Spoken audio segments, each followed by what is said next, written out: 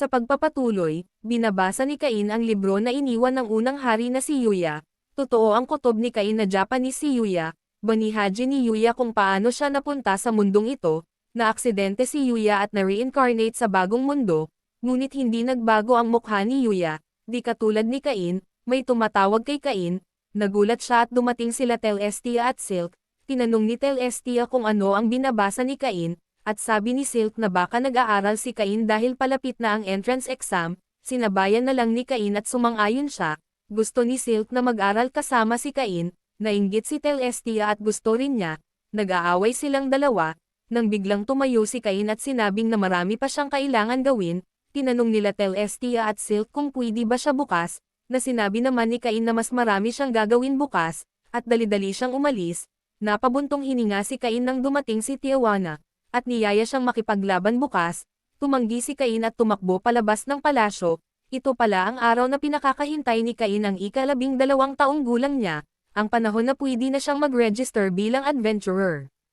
Si Cain ay na-reincarnate galing sa ibang mundo, sekreto pa rin ito kaya sash parent tayo.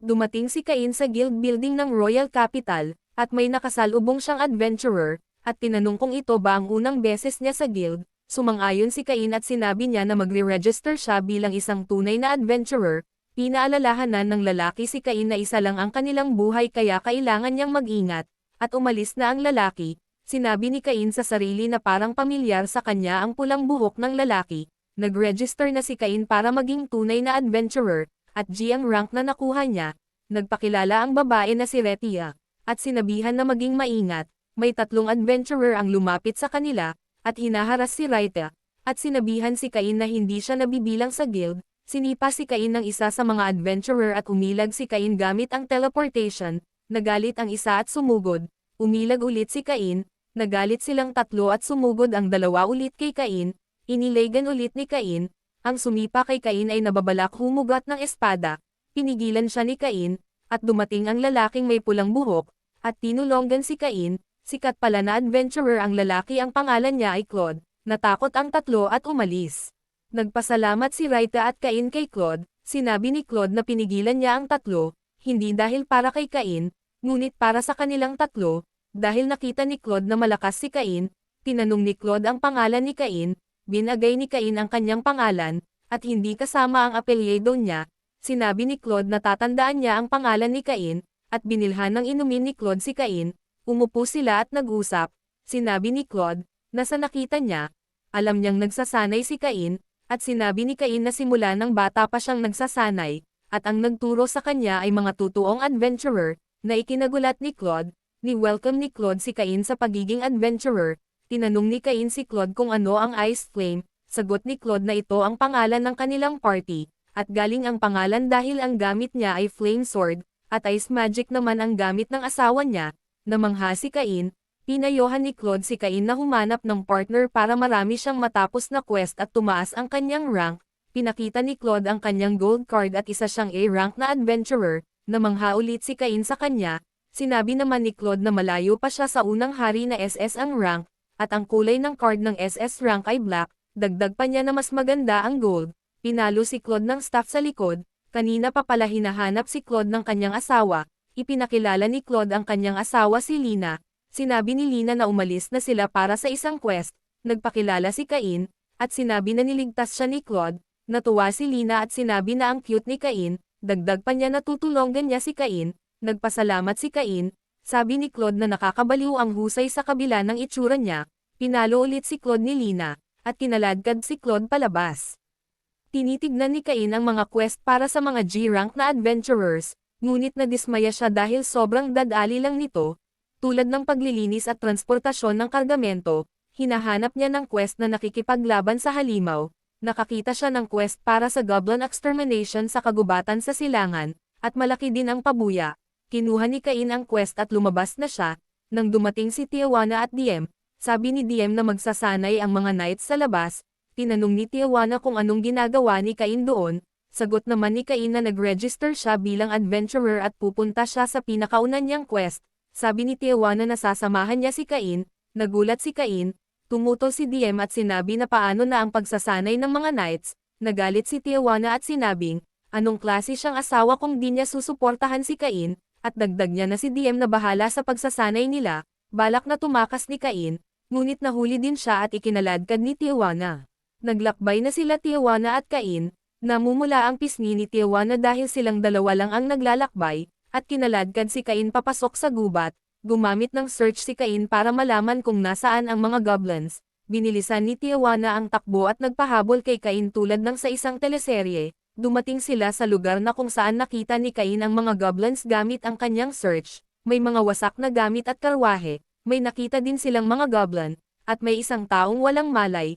Sumugod sila Cain, gumamit si Cain ng healing magic, umatake si Tijuana, napatay niya ang 3 goblin, ngunit marami pang goblin, gumamit si Cain ng buff, para palakasin si Tijuana, at sinabi niya na nag-uumapo siya sa kapangyarihan ng nagniningning na pag-ibig ni Cain, na sila ay pinag-isa. Binigkas ni Tijuana ang mga panata sa kasal, natalo niya ang mga goblin, nag-i-imagine si Tijuana na kinakasal na sila ni Cain, naputol ang imagination niya nang dumating ang mga green lizards, sinabihan ni Cain si Tijuana na umalis na kasama ang lalaki, na kaya niyang mag-isa, gumamit siya ng light magic para bulagin ang mga halimaw, sinundan niya itong ng ice pillar para tapusin ang mga halimaw, nabigla ang lalaki, natuwa naman si Tijuana sa lakas ni Cain. Dumating si Millie at Nina sa lugar na alam nila kung saan ang mga green lizards, ngunit isang malaking butas lamang ang kanilang nakita. Bumalik si Cain sa guild, tinanong ni Cain kung makakakuha ba din siya ng pabuya sa pagpatay sa mga green lizards kahit hindi niya tinanggap ang quest. Nagulat si Retia, dahil ang green lizard na quest ay para sa mga D-rank adventurer kung isa lang ito, at C-rank kung isang pangkat, at nagpasalamat siya na walang nangyaring masama kay Cain. Sinabi ni Cain na 30 ang napatay niya, na ikinagulat lalo ni Retia. Dahil imposible ito, pinuntahan ni Retia ang kanilang chief, binalita niya ang tungkol kay Cain, nagulat din ang kanilang chief, dahil natalo ni Cain ang mga ito ng mag-isa, at nais niyang makausap si Cain, nagpakilala ang kanilang chief na si Cedric, at dahil wala ang guildmaster siya ang aasikaso kay Cain, pinagdudahan ni Cedric si Cain, tinanong niya kung saan nakuha ni Cain ang mga green lizards. Tumutol si Retia at sinabi na wala silang ebidensya na nandaya si Cain, sinabi ni Cain na siya talaga ang pumatay sa mga halimaw, dinagdag ni Cedric na hindi lang G-rank si Cain at isa pa siyang commoner, at niloloko lang niya ang guild para magkapera, at nirevoke ni Cedric ang kanyang guild card, nagtangkang promotesta si Retia, ngunit pinatahimik siya ni Cedric, at pinaalis si Cain, nag-alala si Cain dahil kakakuha lang niya ng kanyang guild card, may dumating na elf sa silid, ito ang guildmaster. Humingi ng tawad si Cedric, at sinabi na hindi inamin ni Cain na nandaya siya. Tutol naman si Cain, na hindi siya aamin kasi hindi naman talaga siya nandaya. Nilapitan ng guildmaster si Cain. Tinanong ng guildmaster si Cedric kung paano niya napatunayan na nandaya si Cain, pinaliwanag ni Cedric ang impormasyon, tumawa ang guildmaster, at sinabi na nakakatiyak ba si Cedric na hindi ito magagawa ni Cain, na marami pa siyang dapat matutunan. Ipinilit ni Cedric na nagsisinungaling si Cain, at tinawag siyang rotten child, may pinapasok ang guildmaster. Pumasok si Tijuana at niyakap si Cain, tiwanag niya si Cain na asawa. Nagulat si Retia at si Cedric, pinaalala ni Cain na dapat sekreto lang ang engagement nila. Nagulat palalo sila Retia at Cedric, tinanong ni Cain si Tijuana kung bakit siya nandoon. Sagot niya na pagkatapos niyang ihatid ang lalaki pumunta siya sa guild para pag-usapan kung paano tatalunan ang goblins at green lizards, at ngayon nandito sila sa sitwasyon sabi ng guildmaster, at tinawag si Cain na Baron. Nagulat si Cedric nang marinig ito, at tinanong ng guildmaster kung hindi nabalitaan ni Cedric ang batang nagligtas kay Princess Celestia at Silk sa pangkat ng mga orcs. Hindi makapaniwala si Cedric na si Cain pala iyon, sabi ng guildmaster na siya, si Great Baron Cain. Nagtaka si Cedric dahil hindi nilagay ni Cain ang titulo niya. Sagot naman niya na gusto niyang tretuhin ng normal, dinagdag pa ng guildmaster na anak si Cain ni Margrave Garm, at kung ikakasal na sila ni Tijuana ay magiging bayaw niya ito. Nagulat si Cain, tumawa ang guildmaster, at tinanong si Cedric kung tatawagan pa niya si Cain na rotten child, at kung ganun ay isa siyang rotten big brother.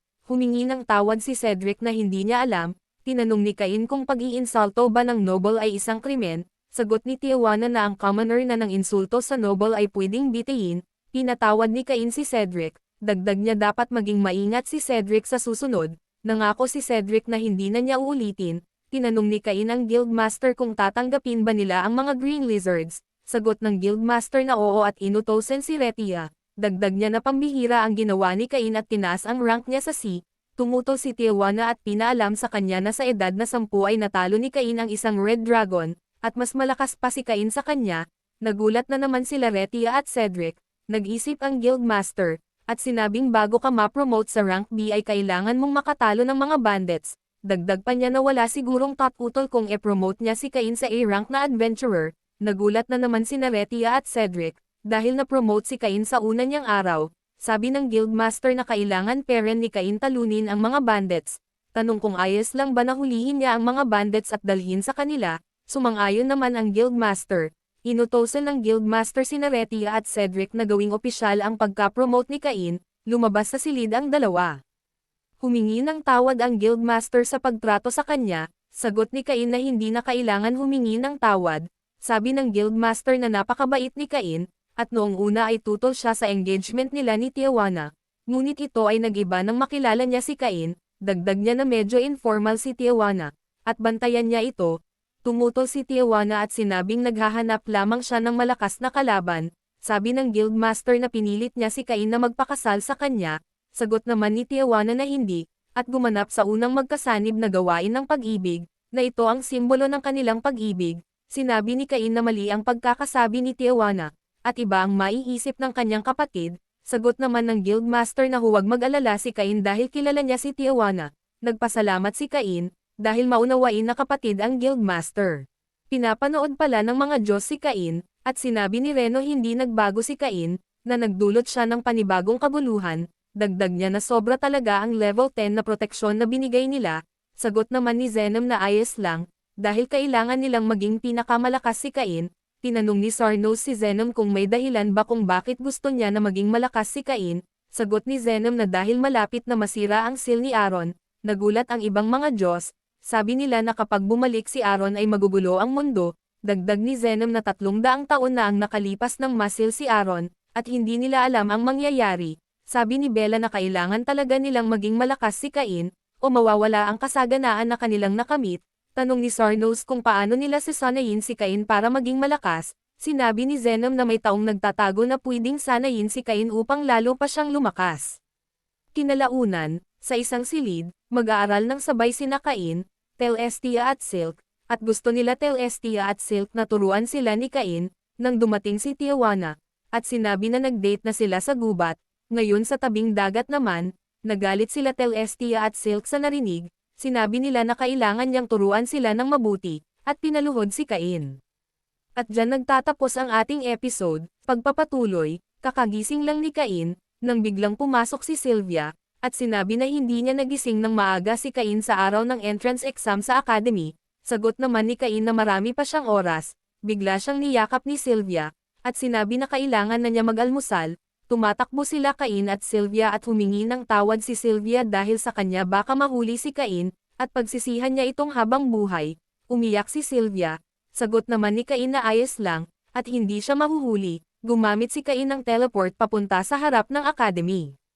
Si Cain ay na-reincarnate galing sa ibang mundo, na binigyan ng overpowered na stats at magic, gaya ng teleportation. Sekreto peren ito kaya huwag niyong ipagkalat. Sa Royal Academy, hinahanap ni Cain ang silid kung saan siya na-assign. Nagtaka siya dahil wala ni isa sa listahan ang kakilala niya. Dumating na siya at umupo. Nag-umpisa na ang entrance exam. Natuwa si Cain pagkakita sa exam papers dahil madali lang ito gaya ng pagbasa, pagsulat, at arithmetic, na alam na niya sa dati niyang buhay. At dahil noble siya, pinag-aralan din niya ang kasaysayan ng kaharian. Natapos na si Cain, nang tinanong siya ng guro kung ayos lang bang magpahinga siya. Dahil 30 minuto pa ang lumipas, sagot naman ni Cain na natapos na niyang sagutan ang papel. Nagtaka ang guro. 2 oras na ang lumipas, at mag-uumpisa na ang ikalawang bahagi, ang Magic Ability Assessment. Nasabik si Cain, pumunta sila sa isang training ground. Sinabi ng guro na pipili sila ng target at gagamit ng kanilang pinakamalakas na magic.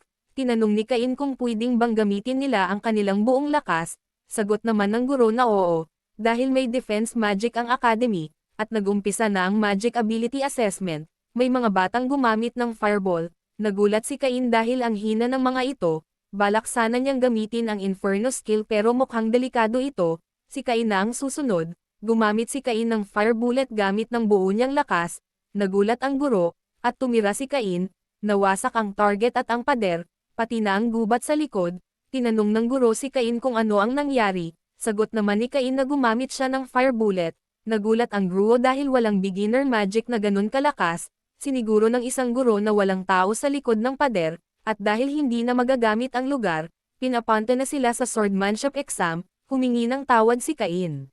Sa lugar kung saan ang swordmanship exam, may lalaking guro na pinakilala ang mga A-rank adventurer na pinadala ng guild, tinawag ni Cain si Claude na kasama sa mga A-rank adventurer, nagtaka naman si Claude kung ano ang ginagawa ni Cain doon, sagot naman ni Cain na 12 taon na siya, at kumukuha ng entrance exam, sabi ni Claude na gusto niyang makalaban si Cain, tumanggi si Cain, tinanong ng guro kung talaga bang tatanggihan niya ang imbitasyon ni Claude, ang may pinakamataas na rank na tagasuri. Pinilit ng guro na si Claude ang magsusuri sa kanya, walang nagawa si Cain, nag-umpisa na sila, gumamit ng boost si Cain at sumugod, natuwa si Claude, at sinabi na magiging masaya ang laban nila, nagulat ang ibang bata sa bilis nilang dalawa, namangha si Claude sa lakas ni Cain, mas malakas pa sa ibang tagasuri na nandoon, pinaalala ni Cain kay Claude na itong pagsusulit, na huwag masyadong lakasan, lalo pang nasabik si Claude at gumamit din ng boost, mas lalo pa silang bumilis. Sabi ni Cain na walang problema dahil siya ang kalaban ni Claude,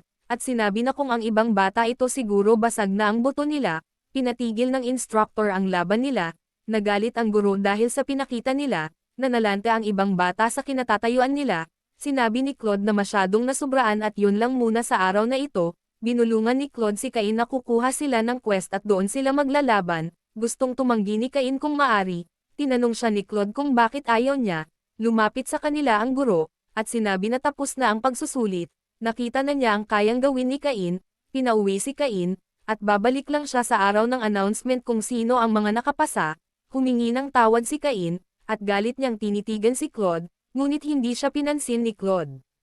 Sa mansion ni Cain, sinalubong siya ni Sylvia, at tinanong siya kung kamusta ang exam, sagot naman niya walang naging problema, ginawa niya lahat at makakapasa din siya. Natuwa si Sylvia at sinabi na kailangan nilang magdiwang, sabi ni Cain na masyado pang maaga para dito, sagot naman ni Sylvia na gusto niyang makabawi sa nagawa niya kaninang umaga, sabi ni Cain na ayos lang ito, nang tumunog ang tiyan niya, sinabi ni Sylvia na magluluto siya para sa 10 tao para kay Cain, sagot naman niya na hinad niya mauubos ang ganon kadami. Kinaumagahan sa palasyo, tinanong ng hari kung anong ibig sabihin ng resulta ng exam niya, sinagot ni Cain ang hari at ipinaliwanag ang nangyari, na gumamit lang siya ng beginner level magic at hindi intermediate o emperor level. Nagulat ang hari dahil alam niya kung paano gumamit ng emperor level na magic at tinanong si Cain, sagot naman niya na oo, ngunit hindi niya alam kung ano ang mangyayari sa paligid niya, dagdag niya na kung pwede bang pumunta siya sa isang lugar at gamitin ito, sabay sina Duke Eric, Magna at ang hari na sumigaw na hindi pwede. Tinanong ng hari kung saan kumuha ng exam si Cain, dahil hindi siya nakita ni Telestia at Silk, sinabi ni Cain na ginamit niya ang south entrance ng academy, at tumungo sa silid na binigay sa kanya, tinanong ng hari kung bakit may 2 entrance ang academy, sagot ni Cain na ang north ay para sa mga noble at ang south naman ay para sa mga commoners, at tinanong siya ulit ng hari kung anong entrance ang ginamit niya, sabi niya na sa south at natahimik siya, napabuntong hininga silang tatlo, at dagdag ng hari na mayroon ding receptionist sa north entrance ng academy, at iba din ang lugar ng mga exam, sinabi ni Duke Eric na kinuha ni Cain ang exam kasama ang mga commoners, sinabi ng hari na nagalit si Telestia nang hindi siya makita, at kinausap si Duke Eric ng headmaster ng academy. Kanina, sa opisina ni Duke Eric, sinabi ng headmaster na may problema sa entrance exam ngayong taon, sagot naman ni Duke Eric na kailangan lang nilang i-anunsyo ang resulta gaya ng dati. Dagdag ng headmaster na may commoner na nakakuha ng perfect score sa written exam, winasak ang training area, at nakipagsabayan sa isang A-rank adventurer sa pakikipaglaban, tumawa si Duke Eric, sinabi ng headmaster na hindi nakakatuwa ang problema na ito, tinanong ni Duke Eric ang headmaster kung ang pangalan ba ng bata ay Cain, sagot ng headmaster na oo, at tinanong kung bakit alam ito ni Duke Eric, sumakit na ang tiyan niya sa Kate tawa, at sinabi na hayaan na ang resulta. Nagtaka ang headmaster, sabi ni Duque Eric na siguradong magugulat si Prime Minister Magna sa pagdating ng repair bill. Sa kasalukuyan, hawak ni Prime Minister Magna ang repair bill, sinabi ng hari na ilang ulit pa bang ipaalala kay Cain na huwag sumobra, humingi ng tawad si Cain, dagdag ng hari na hindi na ito mahalaga, na ngayon araw anunsyo ang resulta, at sinabi na pumunta siya doon, sumang-ayon si Cain.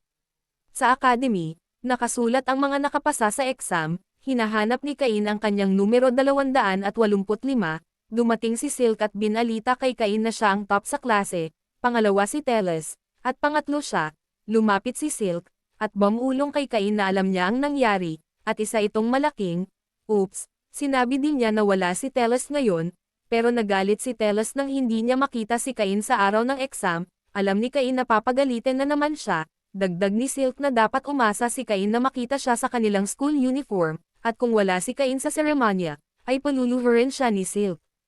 Sa isang entrance ng academy, nakita ni Cain ang kanyang kapatid na si Rain, tinawag niya si Rain, niyakap ni Rain si Cain ng mahigpit, na matagal na silang hinad nagkita, binati ni Rain si Cain sa pagpasa sa exam, at naging top sa klase, dagdag pa niya na good luck sa kanyang talumpati, nagtaka si Cain, sagot ni Rain na ang top kada taon sa exam ay magbibigay ng talumpati, sinabi ni Cain na mas gusten pa niyang si Teles ang magbibigay ng talumpati, sagot naman ni Rain na hindi na pwedeng baguhin dahil inanunsyo na nila ito, sa mansion ni Cain, hindi mapakali si Sylvia, naghihintay sila ni Colin kay Cain, dumating na si Cain, tinanong siya ni Sylvia sa resulta, sagot naman niya na nakapasa siya at top ng kanyang klase, muntik nang maiyak si Sylvia sa tuwa, at niyakap si Cain, sinabi ni Colin na namangha siya sa resulta ni Cain, sabi naman ni Sylvia na malaki ang tiwala niya na kaya ito ni Cain, nagpasalamat si Cain ni Sylvia, nasabik na sinabi ni Sylvia na magluluto siya ng marami para kay Cain,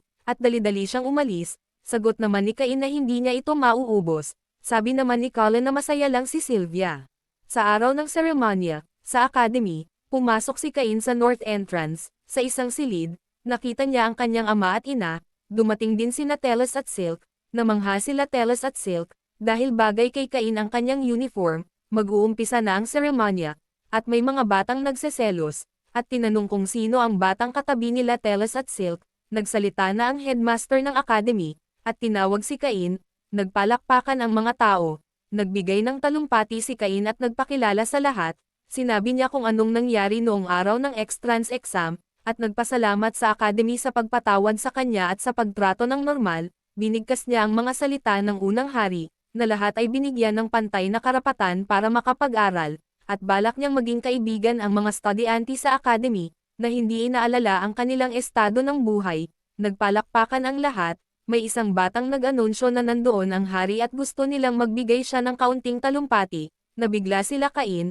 Teles at Silk, umakyat ang hari sa entablado, binati niya ang lahat sa pagpasa sa academy, alam niya na may mga batang pambihira sabay sampal sa likod ni Cain, kaya pumunta siya ng personal, dagdag pa niya na siguradong mahihirapan ang mga guro ng academy, sinabi ni Cain sa kanyang sarili na sekretong binabalaan siya ng hari, tumawa sila Teles at Silk, pati na sila Duque Eric at Magna, dagdag ng hari na ibinibigay niya ang kanyang taos-pusong pag-asa sa lahat ng estudyante sa academy, patuloy pa rin sinasampal ng hari ang likod ni Cain, nagpalakpakan ang mga tao.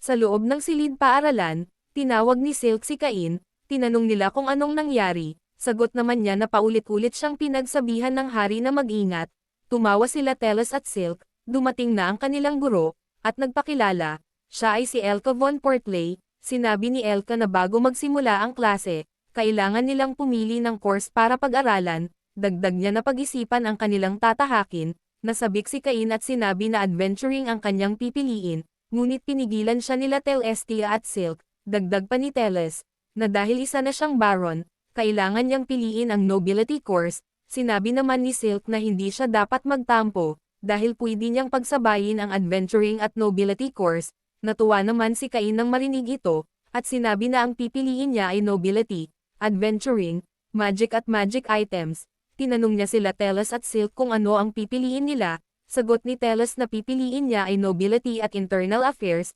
tinanong ni Cain kung bakit internal affairs, sagot naman niya na para balang araw siya ang mamahala sa domain ni Cain, Sagot naman ni Silk na ang kukunin niya ay nobility at commerce, dagdag niya na gusto niyang pag-aralan kung anong kailangan ni Cain sa kanyang domain balang araw. Nagpasalamat si Cain sa kanila at sinabi na pagbubutihin din niya para sa kanila, sabay silang nagsalita na umaasa sila dito. Pagkatapos ng klase, lumabas sila sa silid, may binubuli sila Havoc. Nakita ni Cain na parang pamilyar ang tainga ng bata, nakita ni Cain si Parma, tinanong ni Havoc kung ano ang ginagawa ng isang commoner na beast folk sa Class A, dagdag pa niya na siya ang nababagay sa Class A, sumang-ayon naman ang alalay niya, at pinapauwi nila si Parma. Dagdag pa ni Havoc na kung hindi pumunta si Parma sa academy, siguradong mapupunta siya sa Class A. Lumapit si Cain sa kanila, at sinabi na dapat pantay ang pagtrato sa mga noble at commoner sa academy. Nagalit si Havoc. Paglingon niya nakita niya si Cain, at natakot sila.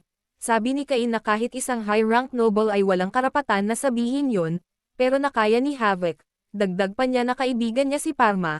Tinanong ng isang noble kung bakit mas pinili ni Cain pumanig sa commoner kaysa kapwa noble niya. Sagot niya na walang pinagkaiba sa kanya kung noble o commoner. Pumapanig siya sa kaibigan niya. Nagbanta si Havoc na kung papanig si Cain sa commoner ay sasabihin niya ito sa kanyang ama, para pahirapan ang pamilya ni Parma. Nagalit si Cain, nang dumating si Silk, at tinanong kung ano ang sisirain nila, at dinagdag ni Telestia kung ano ang nangyayari doon. Nagulat ang tatlo at lumuhad.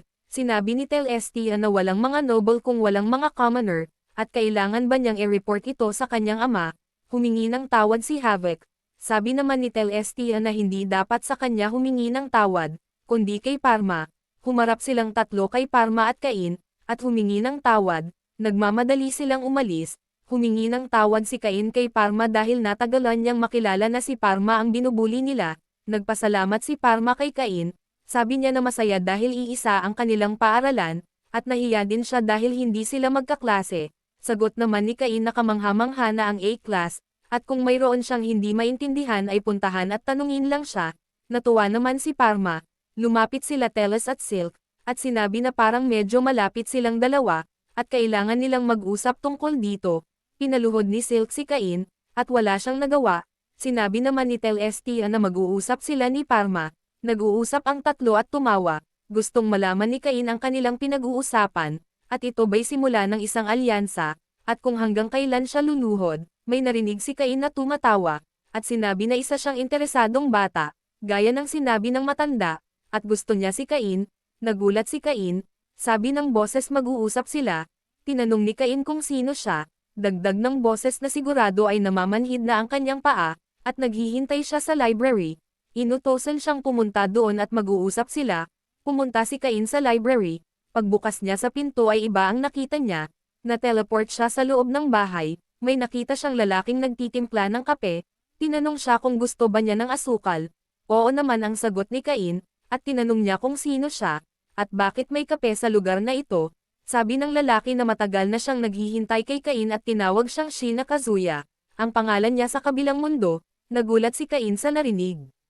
Binigay ng lalaki ang kape, dagdag pa niya na isa talaga siyang bata.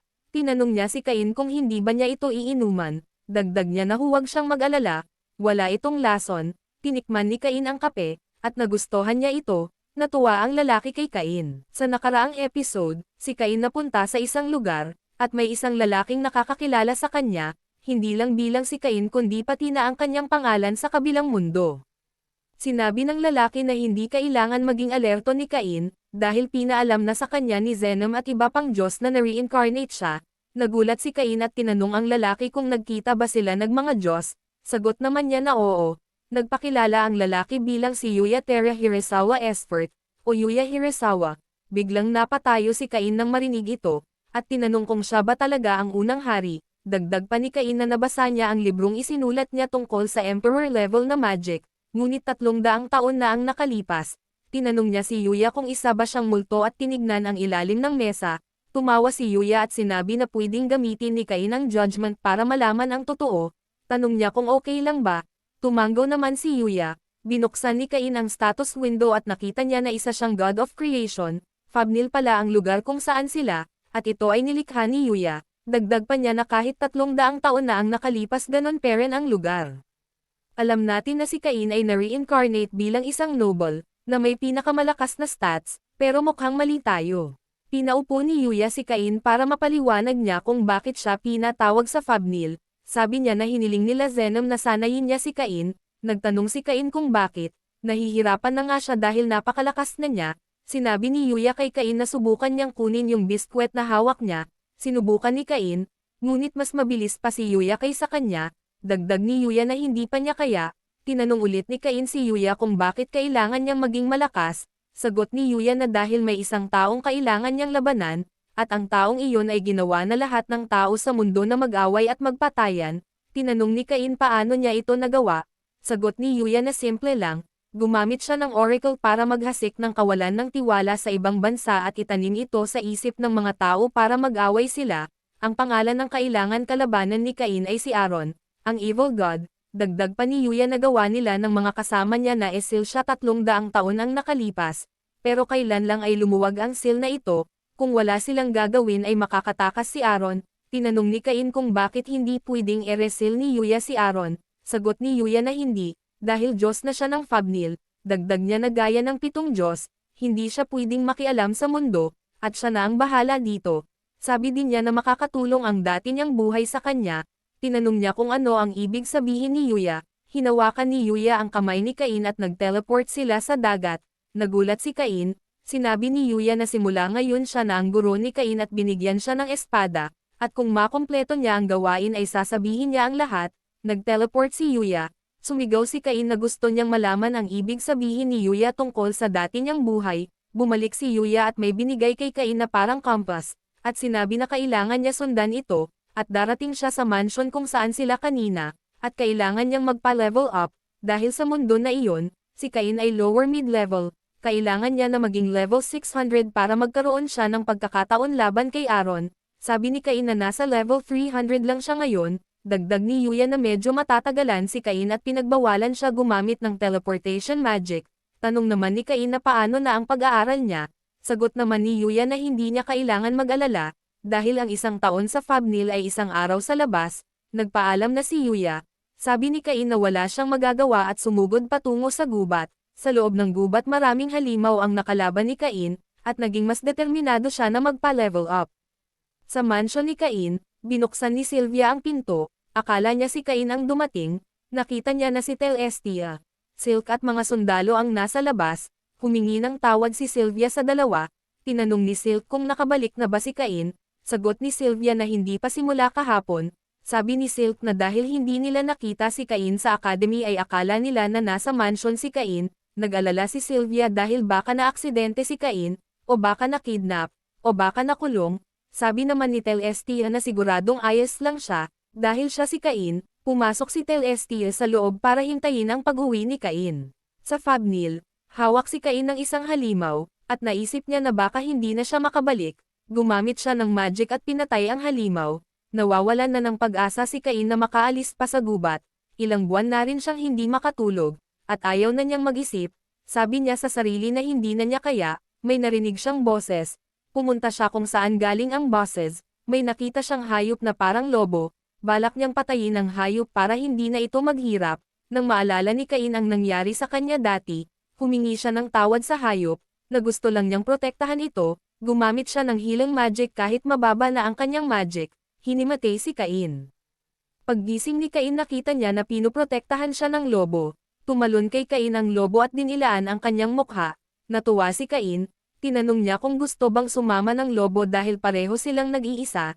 Natuwa ang lobo at si Cain. Umalis na sila, at tinawag niya ang lobo na Hako, dahil kay Hako naalala ni Cain na kahit gaano kahirap, hindi dapat siya sumuko, dahil may kailangan siyang protektahan. Nakarating na si Cain at Hako sa mansion ni Yuya. Binuksan niya ang pinto, hinihintay siya ni Yuya. Nakita ni Yuya na mas lumaki si Cain. Tinanong ni Cain kung alam ba ni Yuya kung ilang taon na ang lumipas. Sagot ni Yuya na 4 na taon na ang nakalipas. Napansin ni Yuya ang hayop na kasama ni Cain. Pinakilala ni Cain si Hako. Si Hako pala ay isang Fenrir, isang holy beast. Hinag-akalain ni Cain na ganoon pala ka-espesyal si Hako. Napansin din ni Yuya na nagtitiwala si Hako kay Cain at pwede silang gumawa ng kontrata. Dagdag niya na kung gagamit siya ng contract summon, pwede niyang papuntahin si Hako sa kanya kahit kailan niya gusto. Tinanong ni Cain si Hako kung handa ba siya. Tumahol si Hako at bigla siyang nawala. Sinabi ni Yuya na pwede niyang tuwagi si Hako sa pagbigkas ng summon Hako, dagdag pa niya na hindi pa tapos ang pagsasanay niya, at magsasanay siya sa ilalim ng isang tao. May isang elf na pumasok, pinakilala ni Yuya na siya ay si Derain, nagpakilala si Cain kay Derain, hindi nakalimutan ang pangako ni Yuya na sasabihin ang tungkol kay Aaron at sa dati niyang buhay, sumang-ayon naman si Yuya na mag-usap sila bago umalis si Cain.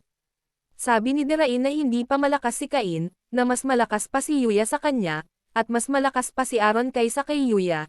Naglaban si Derain at Cain, gumamit ng boost si Cain at umatake, ngunit nailegan ito ni Derain, tinamaan niya si Cain sa tiyan, hinimatay si Cain, paggising ni Cain, hindi pamilyar sa kanya ang silid, dumating si Hako at dinilaan siya, bumaba si Cain, may babae kinamusta siya, nagtaka si Cain kung sino iyon, nagpakilala ang babae na asawa ni Derain, si Ruri, at nasa bahay nila si Cain, dagdag ni Ruri na ilang minuto na lang ay handa na ang pagkain, may nag-iingay sa ilalim ng hagdan, nakita ni Cain ang isang batang dragon, nasabik si Cain at nilapitan ang dragon, inapakan ni Hako si Cain, at umungol sa dragon, lumipad ang dragon at tinatahulan ni Hako, sinabi ni Ruri na kailangan na nilang tumigil kung hindi, wala silang pagkain.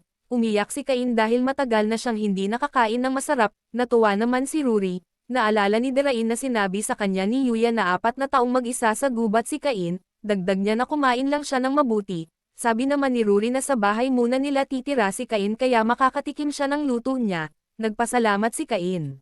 Sa kabilang mundo, nagluluto si Silk at Telestia, sinabihan ni Telestia si Silk na huwag mag-alala dahil hinahanap na ng mga knights si Cain, na kailangan lang nilang gawin ang kanilang makakaya habang naghihintay sa pagbalik ni Cain, dagdag ni Silk na gusto nilang maging masaya si Cain sa pagbalik niya, pinagalitan silang dalawa ni Sylvia dahil tumigil sila sa kanilang ginagawa, na kailangan nilang magsanay para makagawa sila ng pagkain na magugustuhan ni Cain, sumang-ayon naman ang dalawa, sa Febnil, naglalaban ulit si Derain at Cain, natalo na naman si Cain, maganda ang pinapakita ni Cain, kaya na niya ang mga suntok ni Derain na hindi nahihimatay.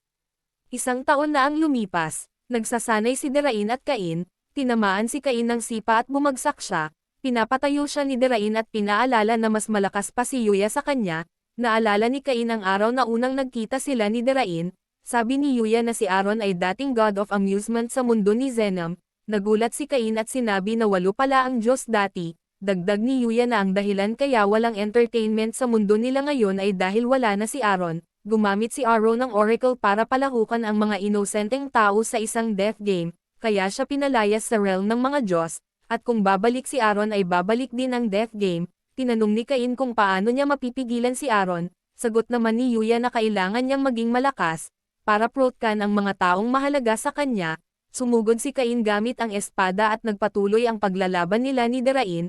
Hindi pala nagawang protektahan ni Yuya ang kanyang mga kaibigan, at ang dahilan kung bakit link si Aaron sa dati niyang buhay, ay ang mga kaibigan na hindi na protektahan ni Yuya ay ang magulang ni Cain, hindi lang pala si Yuya ang na-reincarnate kundi pati ang magulang ni Cain, pinatawag sila ng isang babaeng nagngangalang Marine dahil kailangan nila ng tulong, pinatakas ni Marine silang tatlo para makita nilang ang nag-iba sa kanilang mundo, sa realm ng mga Diyos.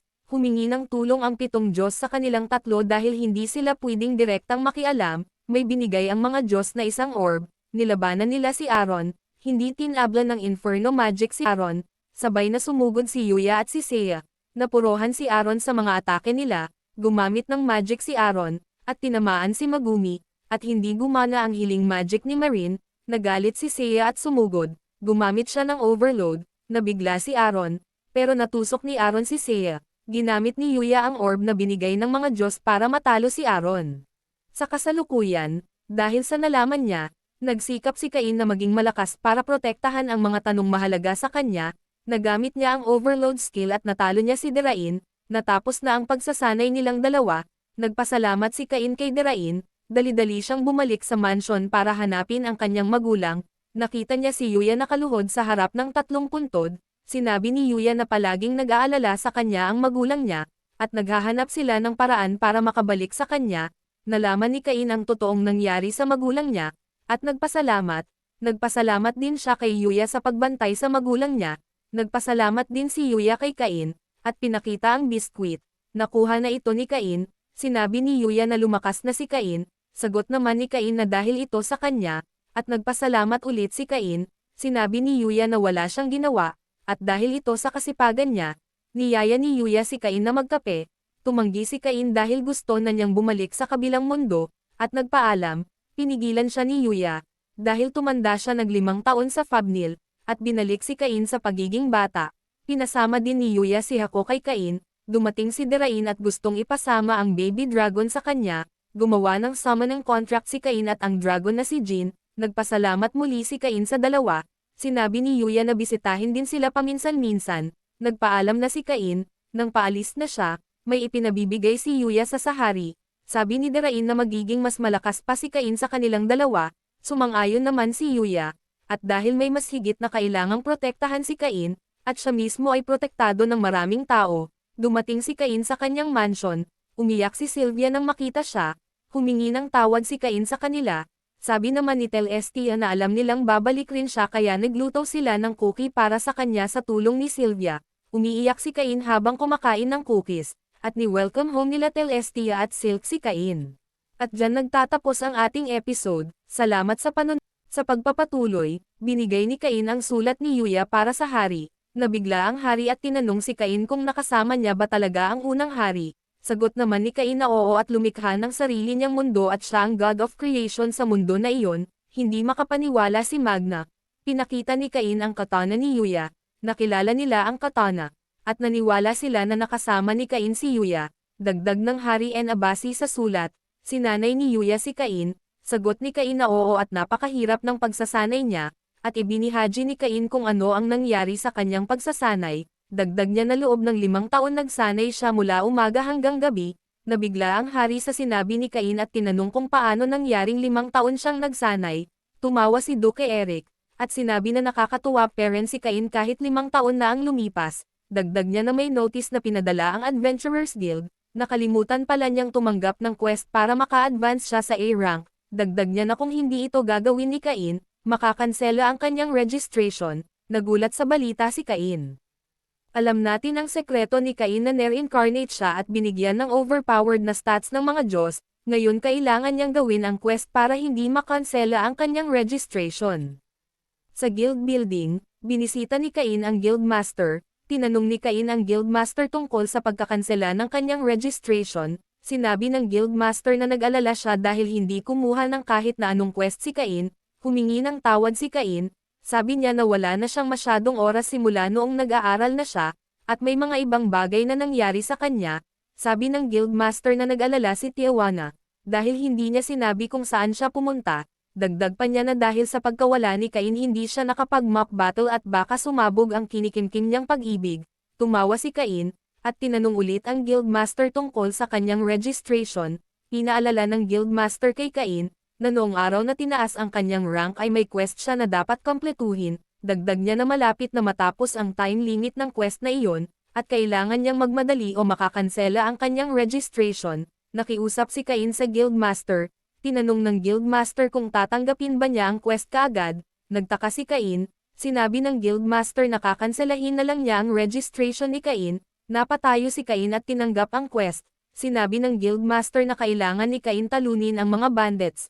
Tanong naman ni Cain na kailangan lang ba niyang hulihin sila, binigay ng guildmaster ang detalye sa quest, at sinabi kung saan nagpapakita ang mga bandits, at tinanong si Cain kung kaya ba niya ang 10 bandits, dagdag niya medyo kalokohan na Tanenjin pa siya, dahil siya ang pinakamalakas sa capital, sagot naman ni Cain na titignan niya ito. Nag-teleport si Cain sa labas ng capital, at gumamit siya ng fly skill para hanapin ang mga bandits. Nakita ni Cain na may hinaharang na karwahe ang mga bandits. Lumapag si Cain, at nakita niya sina Nina, Millie, at si Sabinos. Nakita niya na may sugat si Millie at nilapitan niya, gumamit si ng high heel, nagpasalamat si Millie, at sinabi niya na masyadong marami ang kalaban para sa kanila, sinabi ng isa sa mga bandit na paano makakatulong ang isang bata sa kanila, dagdag pa niya na umuwi na lang siya, nagtawanan ang mga bandits, nagalit si Cain, at sinabi na magbabayad sila, sa ginawa nila kay Millie. Sumugod ang mga bandits, gumamit ng boost si Cain, nilabanan ni Cain ang mga bandits, sinipa niya ang isa pagkatapos ilagan ang atake nito, ang isa ay pinalo ni Cain sa tiyan gamit ang katana ni Yuya, tumalon ang isa, at gamit ang katana para harangan ang atake at pinalo niya ito. Tumilapon ang bandit. Sumugod ang mga natirang bandits. Ngunit wala silang magawa sa lakas ni Cain. Natalo niya ang mga bandits. Sabi ni Cain na mahirap magpigil ng lakas. Nagulat sina Nina at Millie. Nagpasalamat si Sabinos. Sagot naman ni Cain na walang anuman, at mabuting na lang naligtas sila. Tinanong ni Millie kung ano ang ginagawa ni Cain doon. Sagot naman niya na tumanggap siya ng subjugation quest galing sa guild. Nagtaka si Millie dahil 12 taon pa lang si Cain at kaka-register lang niya sa guild. Dagdag pa ni Nina na ang subjugation quest ay para lang sa C rank o higher na adventurer. Pinakita ni Cain ang kanyang guild card. Nagulat silang dalawa nang makita na A rank na si Cain, at sabi nila na nilaktawan niya ang C at B rank. Sinabi naman ni Cain na may nangyari kaya sa pilitin siyang na-promote. Sabi ni Sabinos na malaking bagay ito. Sagot naman nila ni Nina at Millie oo. Dagdag pa ni Sabino na ito ang dahilan kung bakit madaling natalo ni Cain ang mga bandit. At tanong niya kung ano ang gagawin nila sa mga bandits. Sagot ni Cain na huwag silang mag-alala dahil isa siyang A-rank. Dinala ni Cain ang mga bandits sa capital at nabigla ang mga tao. Nagpasalamat si Sabino sa kanila. Lumabas si Parma upang tignan kung sino ang nasa labas. Nakita niya ang kanyang ama, at natuwa siya nang makita si Cain. Nabigla siya nang makita ang mga bandits, at tinanong niya kung ano ito. Pinaliwanag naman ni Cain sa kanya na isa itong quest galing sa guild. Sabi ni Sabinos na niligtas sila ni Cain. Namangha si Parma. Sagot naman ni Cain na nagkataon lang na ang umatake sa kanila ay mga bandits na kailangan niyang hulihin. Sabi ni Parma na wala silang pasok ngayon, pero nagtatrabaho pa rin ng husto si Cain, at siguradong may trabaho rin siya sa pagiging baron. Nagulat sila Nina at Millie. At tinanong ni Millie si Cain kung baron ba talaga siya. Sagot naman ni Cain na oo. Dagdag ni Millie na kailangan na niyang respetuhin si Cain na dapat niyang tawagin si Cain na baron. Sinabihan niya si Nina dapat pati rin siya. Sabi naman ni Nina na siya ang pangarap ng mga gold digger. Tumutol naman si Cain. Sabi niya na sila Perrin ang master niya. At pwede Perrin nilang tawagin siyang Cain. Nagpasalamat naman si Millie. At yun ang gagawin nila. Dagdag pa niya na talagang lumaki si Cain sa loob ng ilang taon. Sabi niya na matanda na siya at niyakap siya. Tumakas si Cain, at sinabi na kailangan niyang mag-report sa guild, at nagpaalam. Hinabol siya nila Nina at Millie, at sabi ni Millie na sasama sila sa kanya. Sa guild building, pinakita ni Cain ang papel at sinabi na may testimony si Sabinos sa subjugation, na may hinarang na karwahe ang mga bandits. Nagbigla si Retia dahil natapos na ni Cain ang quest, at sabi niya na ipapaalam niya ito sa guild master. Hinaharas na naman sila Nina at Millie ng mga adventurer na nakalaban ni Cain sa episode 2. Sagot ng isa na bakit hindi sila sasama sa kanila, pipilitin sana ng isa silang dalawa, nang pinigilan sila ni Cain, at pinakiusapan ni Cain na hayaan silang dalawa, at pinapaalis na sila. Tatanungin sana ng isa kung sino siya, nang bigla nilang naalala. Natakot silang tatlo at natambak. May isang adventurer ang dumating. Sabi niya na nagtataka siya kung sino ang naglalabas ng ganitong mamamatay tao na aura.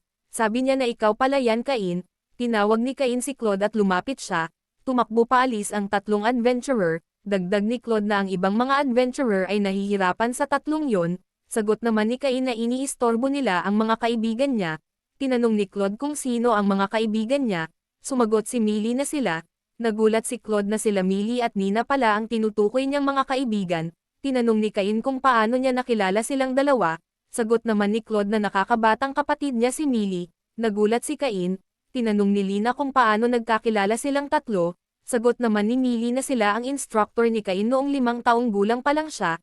Sabi naman ni Claude na kaya pala tinawag ni Cain na master silang dalawa, at alala niya na nabanggit pala ito ni Millie sa liham na pinadala niya. Dagdag niya na pambihirang pagkakataon ito. Gusto sana niyang mag-celebrate, ngunit pinigilan siya ni Lina. Sabi ni Lina na lahat na lang gagawin ni Claude na dahilan para uminom. Sagot naman ni Claude na isa itong masayang okasyon. Nag-inuman sila.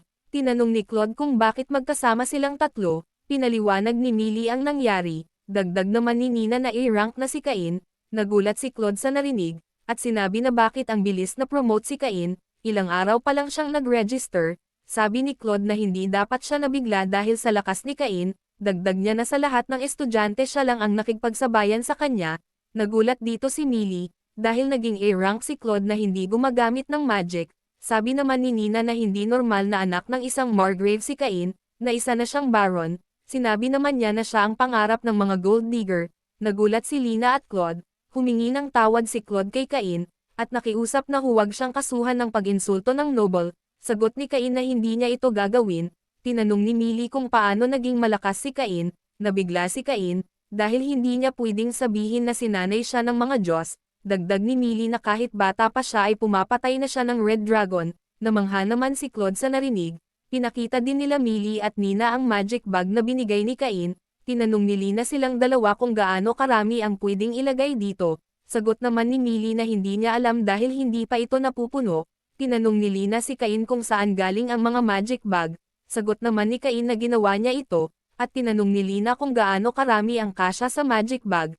Hindi makasagot si Cain. Sinabi naman ni Nina na kasya ang isang mansion sa magic bag. Sabi naman ni Lina na national treasure ang mga magic bag. Tinanong niya si Cain kung paano niya ito ginawa. Sinabi naman ni Cain na gagawan rin niya si Lina ng isang magic bag. Nagpasalamat naman si Lina, at nakatulog. Sabi ni Claude na mahina si Lina pagdating sa alak. Dagdag niya na makakalimutan din ni Lina ang lahat bukas. Nakalimutan ni Cain na may pasok pala siya bukas. Isang linggo siyang wala kaya dapat siyang makapasok. Tinanong naman ni Claude kung bakit nag-aaral pa si Cain kahit baron na siya. Dagdag pa niya na siguradong nararamdaman ni Cain na hindi siya nababagay doon. Sagot naman ni Cain na oo pero kailangan niyang mag-aral dahil marami pa siyang hindi alam. Tumayo si Nina at sinabi na mabait na bata si Cain, at yayakapin niya si Cain. Tumakbo si Cain palabas. Sinabi ni Claude na mukhang nahihirapan si Cain. Dumating si Retia na parang may hinahanap. Tinanong ni Mil si Retia kung anong meron. Sagot naman niya na ang magiging instructor sana ng isang adventuring class ay na-injured sa isang quest, at naghahanap sila ng papalit. Naging interesado si Claude, at humingi ng detalye kay Retia. Kinabukasan sa academy, nasa magic class si Cain, sinabi ni Elka na tatamaan nila ang target gamit ang kanilang mga magic, at sasabihan sila kung ano ang mali nila pagkatapos nilang lahat. Nasabik si Cain, dahil gusto niyang ipakita ang resulta ng pagsasanay niya. Tinawag siya ng guro at sinabihan na bawal siyang gumamit ng attack magic sa loob ng academy, na mag-oobserbo lang siya sa lesson. Nagtaka si Cain. Dagdag ng guro na pinaalam na sa lahat ng guro na hindi kaya ng barrier ang kanyang magic kahit na beginner level, at huwag na siyang mag-alala dahil papasa siya sa klase kahit wala siyang ginagawa. Sa utos ng headmaster, nagtatago sila Claude, Lina, Nina at Millie. Nag-alala sila kay Cain, dahil hindi talaga siya nababagay sa kanila. Sabi pa ni Claude sila na lang ang tutulong kay Cain, sinabihan niya na maghanda na sila. Sa loob ng silid paaralan, nagpakilala si Bogan ang guro sa adventurer class. Siya ay dalubhasa bilang isang vanguard swordman. Pinakilala niya ang mga adventurer na pinadala ng guild. Nagulat si Cain nang makita sila Claude, Lina, Millie at Nina. May isang batang babae na nakakakilala sa kanila. Sabi ng isang bata na iba ang aura nila Claude at Lina. Sabi ng guro na ang plano ay C-rank dapat ang ipapadala ng guild, pero binigyan sila ng pabor ng guild. Pinakilala sila ng guro, at ang kanilang rank. Namangha ang ibang bata. Sinabi ni Cain sa sarili na dapat sinabi nila sa kanya na darating sila. Tinanong ni Claude kung ilan ang nag-register bilang adventurer. Nagtaas ng kamay ang lahat ng estudyante. Inutosan niyang ipakita nila ang kanilang mga guild cards. Nabigla si Cain. Pinakita ng ibang estudyante ang kanilang card. Lumapit si Claude kay Cain, at tinanong kung wala ba siyang guild card. Binulungan siya ni Claude na ipakita ito. Sabi ni Cain sa sarili na ang lahat ng estudyante ay kaka-register lang, at kung ipapakita niya ang card niya ay mabibigla sila. Pinipilit ni Claude si Cain. Tinignan ang mga estudyante si Cain. Sagot ni Cain na nakalimutan niya ito. Nabigla si Claude, at tinanong kung seryoso ba siya. Sagot naman ni Cain na oo. Sabi naman Claude na wala na silang magagawa at sinabi na kailangan niyang dalhin ito palagi, dahil pwede niya itong gamiting ID kung may mangyari, at sinabihan siya na huwag niya itong kalimutan. Sabi ni Millie na iba ang tingin ng mga bata kay Cain. Dagdag ni Lina na isolated si Cain sa ibang bata. Dagdag ni Nina na mahihirapan sila. Sabi naman ni Claude na gagamitin nila ang kanilang trump card. Sa isang training ground, mag-uumpisa na ang kanilang mock battle. Sabi ni Claude na ang basic skill kapag nakikipaglaban ay physical enhancement o boost, at dapat nilang pag-aralan ito. Sabi ni Millie na mag-uumpisa sila sa kung sino ang handa. May dalawang estudyante ang nagtaas ng kamay. Nasabik si Cain dahil maipapakita niya ng kaunti ang resulta ng pagsasanay kung si Claude ang kalaban niya.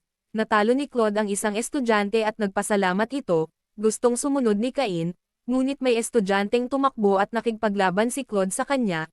Lumapit si Cain kina Lina at Nina. Pinaalala ni Nina kay Cain ang bawal siyang gumamit ng attack magic. Sinabi ni Cain na naiwan naman siyang mag-isa at ganito parati ang nangyayari. Ang plano pala nila ay ipakita sa iba kung gaano sila kalakas, pagkatapos ay makikita ng ibang estudyante na kaya ni Cain makipagsabayan sa kanila, at pagkatapos ay magiging hero si Cain ng kanyang klase. Hindi mapakali si Cain dahil malapit na maubos ang oras nila. Natapos na naman ang isang estudyante makipaglaban kay Claude. Susunod na sana si Cain nang makita niyang may linya pala. Nagulat si Cain, palapit na si Cain, at nagmamadali na siya. Sa wakas, si Cain na ang makakalaban ni Claude. Sumugod si Claude at sabay silang tumalon. Nagdikit ang kanilang espada. Nang tumunog na ang bell, hudyat na tapos na ang klase. Pinahinto na sila ni Bogan. Nakiusap si Cain dahil hindi pa siya nakapag-mock battle. Sabi ni Bogan na oo pero tapos na ang klase. Humingi ng tawad si Claude dahil mali ang pagkalkula niya ng oras. Dagdag niya na aayusin niya sa susunod. Sabi naman ni Bogan na wala nang susunod dahil wala na sa schedule nila ang pag-request ng special teacher. Tinanong ni Cain kung bakit. Sagot naman ni Bogan na wala silang budget. Dahil mahal ang pag-repair sa nasira ni Cain, sinabihan niya ang mga estudyante na magpasalamat kina Claude. Naiiyak si Cain at tinawag si Claude, ngunit nagpaalam lang siya. Kinagabihan, may mga pagsabog sa loob ng isang gubat. Ito pala ay dahil kay Cain. Naglalabas ng sama ng loob si Cain. Galit siya kay Claude. May dragon na nagising. Pinatay ito ni Cain ng isang tira lang. Gumamit ng skill si Cain. Nagpaulan ng bulang apoy at tinawag na tanga si Claude. May isang knight nakakita ng malaking apoy sa gubat. Sinabi ng knight na isa itong masamang balita. Nakagagawan ito ng prinsipe ng kadiliman. Pinatunog nila ang bell, at sumugod ang mga knights kasama si Garm patungo sa gubat. Samantala si Cain ay nagpupunas sa kanyang mukha at sinabi na maganda na ang kanyang pakiramdam, at nag-teleport na siya. Naiwan na naman niya ang kanyang panyo. Nagmamadali sila Garm papunta sa gubat, at may nakita na naman silang malaking butas. Nakita ni Garm ang panyo ni Cain. Kinabukasan sa silid sa palasyo, sinabi ng hari na may natanggap importanteng mensahe galing kay Garm. Sabi niya na ang prinsipe ng kadiliman ay nagpakita sa gubat, nasira ang gubat, at nagpaulan ng bowl ang apoy. Tinanong niya si Cain kung nakatanggap ba siya ng babala galing sa mga Diyos. Sagot niya na wala naman. Sabi naman ni Magna na kailangan nilang makipagtulungan sa ibang bansa. Pinigilan sila ni Cain, na hindi na nila kailangan gawin iyon. Tinanong ng hari kung bakit. Hindi makasagot si Cain. Tinanong siya ng hari kung may tinatago ba siya. Nauutol na sagot ni Cain na wala. Pinagalitan siya ng hari, at humingi ng tawad si Cain. Sa gubat ng halimaw, may crystal na nahulog. Pinulot ito ng goblin, at kinain ng dragon ang goblin. May usok na lumabas sa bibig ng dragon, at may boses na nagsabi na mahina na ang seal. Dagdag ng boses na isa lang itong parte ng kanyang katawan pero okay na ito. Ang boses ay galing pala kay Aaron. Sa pagpapatuloy, sa academy mag-aaral sila ng summoning magic.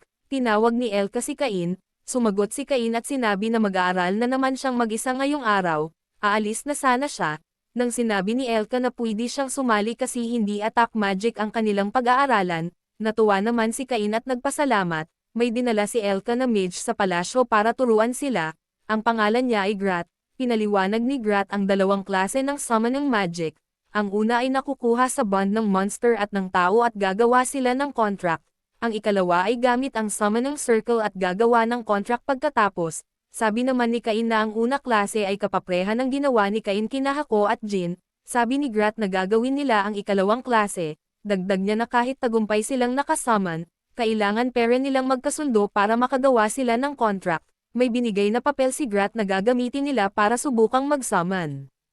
At nagsimula na sila. May 3 bata na tagumpay na nakasummon, may isang batang sumunod at nakasummon ng malaking monster, ngunit hindi sila nakagawa ng contract. Sabi ni Grat dahil kulang ang magic ng bata para pasunurin ang monster, dagdag niya na nakakamangha ng makasummon ng mabangis na monster, at sinabi na magpatuloy lang siya magsanay para makagawa ng contract. Si Cain na ang susunod, nilapag ni Cain ang papel, binuhusan ito ng kanyang magic. At nag-alala siya dahil baka kapareha ng monster na nasummon niya sa unang episode. Sagot naman ni Grat na huwag siyang mag-alala dahil aalis lang ito kapag hindi sila nakagawa ng contract. Kaya pwede niyang ibuhos kahit gaano karaming magic. Nagumpisa na si Cain. Sabi niya na sana makasummon siya ng makakalaro nila Hako at Jin. Nagulat si Grat dahil parang may iba sa magic circle ni Cain, may isang humanoid na monster ang lumabas. Sabi ng monster na bakit siya na-summon ng isang tao, siya pala ay ang prinsipe ng kadiliman. Tumayo si Cain at gumamit ng flash, nasilaw ang mga bata. Si Cain ay na-reincarnate at binigyan ng malakas na magic, kaya kahit sa pag-summon ay malakas din, mukhang nakasummon siya ng isang nakakatakot, kaya ba pa niya itong itago. Sa training ground, nagdududa si Cain dahil prinsipe ng kadiliman ang nasummon niya, baka kasamahan siya ni Aaron, may ginamit ang monster at lumapit kay Cain, naghanda si Cain at ginamit ang kanyang espada, biglang lumuhad ang monster at humingi ng tawad dahil naging masungit siya, dagdag niya na magiging slave siya ni Cain, nabigla si Cain, dagdag ng monster na papayag siya gumawa ng contract kay Cain, na kung gustuhin ni Cain na pabagsakin ang isang bansa ay gagamitin niya ang buong puwersa ng Demon Clan, sabi naman ni Cain na hindi niya ito gagawin, nagpakilala ang monster, siya ay si Seth, gumawa ng contract sila Cain at Seth, at sinabi ni Cain na tawagin na lang siyang Cain ni Seth, na kompleto na ang contract at nawala si Seth, tinawag ni Grat si Cain, at tinanong kung may lalaki bang tinawag ang sarili niya na prinsipe ng kadiliman, sagot ni Cain na oo, pero hindi siya nakagawa ng contract.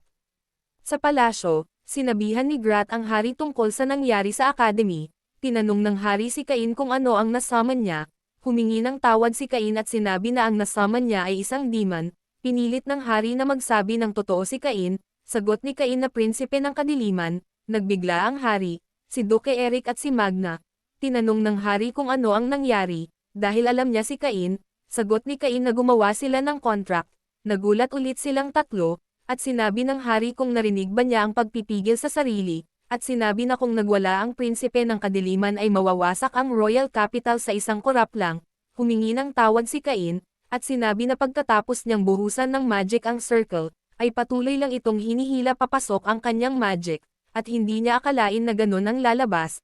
Tinanong ni Grat si Cain kung gaano karami ang kanyang magic para masummon ang prinsipe ng kadiliman. Sabi ng hari na baka sa pagsasanay ni Cain kasama ang unang hari ay nagdulot na tumaas pa ang kanyang magic.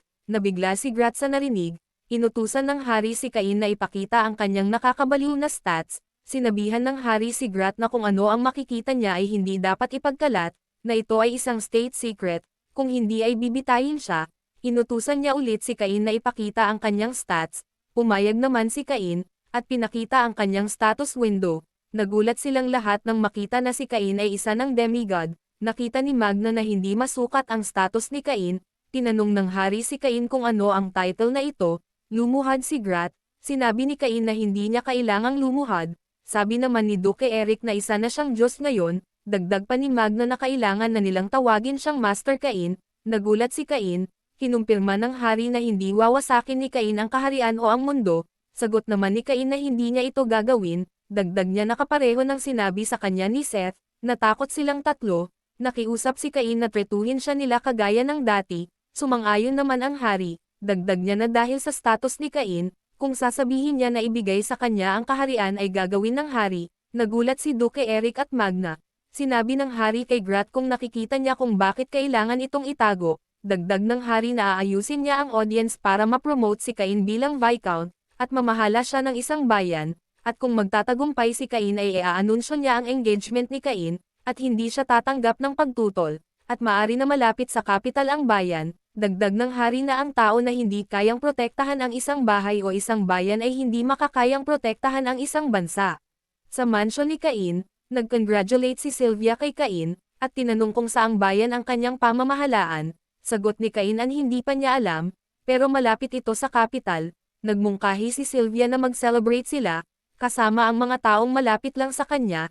Dumating si Colin at sinabi na may masamang balita. Nakatanggap ng urgent news si Garm galing kay Jane sa Gracia, na may sinyalas ng pagsalakay sa gubat ng mga monsters. Sa isang bayan makikita na lumilikas ang mga tao. Sa isang mansion, kinamusta ni Cain ang kanyang kuya na si Jean. Sabi naman ni Jean na kailangan na niya nang tawagin si Cain na master. Nakiusap naman si Cain na huwag niya itong gawin, at tinanong siya sa balita. Sagot naman ni Jean na dumarami ang mga adventurer ang inaatake ng mga monsters sa mga nakaraang buwan. Dagdag niya na may pinadala siyang mga high-rank na adventurers para tignan ito, at sinabi ng mga adventurer na mas dumami ang mga monster, at mas mabangis ang mga ito. Tanong ni Jin kung naalala ni Cain ang nangyari sa nakalipas na dekada ang pagsalakay ng mga monster, at kapareha ang estado ng gubat noon at ngayon, kaya pala nagpadala siya ng sulat kay Garm para magpadala ng adventurers. Dagdag ni Jin na kung ang mayroon sila ang mga senyales lang, hindi nila matitiyak na ito ay pagsasalakay ng mga monster. Sabi din niya na marami silang pinadala na mga knights at adventurers. Sabi naman ni Cain na titignan din niya ang paligid ng gubat. Pinigilan siya ni Jin dahil hindi niya pwedeng ipadala ang isang noble sa panganib. Pinakita ni Cain ang kanyang guild card, nagulat si Jin, at tinanong kung paano nangyari ito. Sagot naman ni Cain na may mga bagay na nangyari, at pinaalala niya ang Red Dragon na napatay ni Cain. Humingi pa umanhin si Jin sa pag-istorbo at humingi ng tulong kay Cain, na gagawin din niya ang makakaya niya. Sabi ni Cain na bibisita muna siya sa guild sa bayan, para makakuha ng impormasyon. Sa guild building ng Gracia, may isang beast folk, nagdududa ang beast folk kay Cain, at sa guild ng capital dahil bata ang pinadala nila, sinabihan niya si Cain na ipakita ang kanyang guild card. Nagulat siya na makita na A-rank si Cain. Dumating si Rudy at humingi ng paumanhin, at kinamusta si Cain. Tinanong ni Rudy ang pakay ni Cain. Sagot ni Cain na sinabihan siya ni Jin tungkol sa nangyari. Sabi ni Rudy na mas dumami ang senyales na sasalakay ang mga monster, at nahihirap silang lumapit sa gubat dahil naging mabangis ang mga monster. May tumawag kay Cain, sila Millie at Nina. Lumapit si Cain, at tinanong kung bakit sila nandoon. Binalik ni Millie ang tanong kay Cain. Sagot naman ni Cain na dito siya lumaki, at ang administrator ay kapatid niya at pinadala siya dito. Tinanong ulit ni Cain silang dalawa. Sagot naman ni Nina na pinadala sila ng guild, at ang lahat ng high rank na adventurer. Tanong ni Cain kung nakapunta na sila sa gubat. Sabi ni Nina na marami ng malalakas na monsters, at pangkat-pangkat sila kaya hindi sila makapasok sa gubat. Dagdag ni Millie na papunta na si Claude at Lina, at magsasama silang apat. Natuwa naman si Cain sa narinig. Lumapit si Rudy at tinanong kung ano ang gagawin ni Cain. Sagot ni Cain na titignan niya ang gubat. Sabi naman ni Nina na hindi siya pwedeng pumunta na mag-isa. Dagdag ni Millie na bakit hindi na lang niya hintayin sina Claude at sumabay sa kanila. Sabi ni Cain na gusto niyang malaman ang sitwasyon sa madaling panahon. Sabi ni Rudy na kapag may mangyari kay Cain ay lilikha ito ng problema at magiging responsibilidad ito ng kanilang guild. Sabi naman ni Cain na malakas siya. Sabi nila Millie at Nina na alam nila. Dagdag ni Rudy na mas mabuti kung may kasama siya. Sagot ni Cain na meron siyang kasama, ngunit hindi ito tao. Sa gubat, tinawag ni Cain si Hako at Jin. Sabay na tumalon silang dalawa kay Cain, ngunit hindi parent sila magkasundo. Sabi ni Cain sa dalawa na ipaalam sa kanya kung may naramdaman sila. Gumamit ng search si Cain, tumatakbo si Cain, at nararamdaman niya na parang may nagmamasid sa kanya. May mga monster siyang nakasalubong at napatay, ngunit hindi ito ang nagmamasid sa kanya. Sabi ni Cain na mayroon talagang kakaiba. Tinawag niya si Seth para suriin ito para sa kanya. Sumigaw si Seth at nagtanong kung sino ang tumawag sa kanya. Nang nakita niya si Cain, bigla siyang lumuhad. Pinaliwanag ni Cain at sinabi na kung pwede niya itong suriin. Sagot ni Seth na mayroong isang nilalang na may napakalaking presensya, at ito ang dahilan. Nagtaka si Cain. Dagdag ni Seth na maraming monster ang nagbabalak pumunta kung saan ang nilalang na ito. Dagdag niya na marami din ang demon sa gubat, at hindi ito normal. Sabi niya na mga high level ang mga monster. Sabi ni Cain na kapag ang mga monsters na ito ay makaabot sa Gracia, magiging malaking problema ito. Sinabihan niya si Seth na alamin pa ang mga detalye. Sagot naman ni Seth na may kasamahan siyang bihasa sa pag-iimbestiga. Humingi siya ng pahintulot na tawagin ito. Sumang-ayon naman si Cain. Tinawag ni Seth si Dalmatia. May matandang lalaki na lumabas. Nagulat siya nang makita si Cain, at tinanong kung sino siya. Sagot naman ni Seth na siya ang kakontract niya. Tanong ni Dalmatia kung siya ang pinili ng Diyos. Sagot naman ni Seth na siya ang Diyos na lulupig sa mundong ito. Lumuhad si Dalmatia. Tinawag ni Cain si Seth na dork. Dagdag niya na hindi siya Diyos at hindi niya gagawin ang mga sinabi ni Seth, at inutusan niya si Seth na imbestigahan na ang gubat. Si Dalmatia pala ay dating miyembro ng Four Heavenly Kings. Sabi naman ni Dalmatia na nagretiro na siya, pero hindi hamina ang kanyang skills. Sabi ni Cain na mabuti naman, at inutusan si Dalmatia na imbestigahan ang gubat. Sabi ni Dalmatia na ayon sa gusto mo, Chosen One. Sinigaw ni Cain ang kanyang pangalan. May butas sa lupa. Tinanong ni Cain kung ano iyon. Sabi naman ni Dalmatia na yun ang ability niya.